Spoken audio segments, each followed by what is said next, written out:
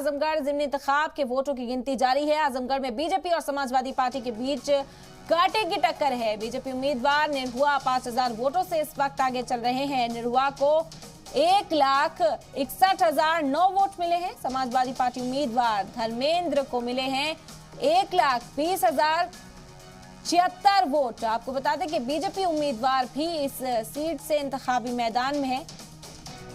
BSP उम्मीदवार गुड्डू जमाली भी इंतखाबी मैदान में अपनी किस्मत आजमा रहे हैं।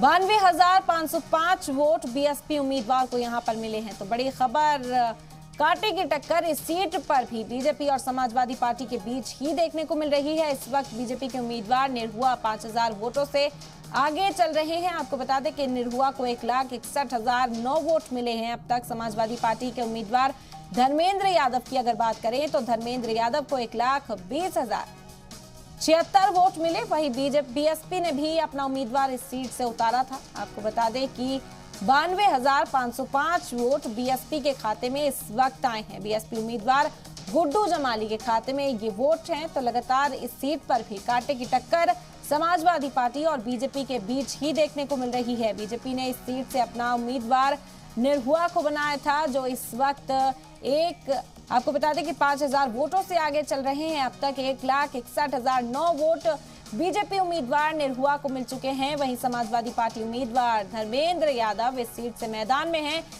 1,20,076 वोट उनके खाते में।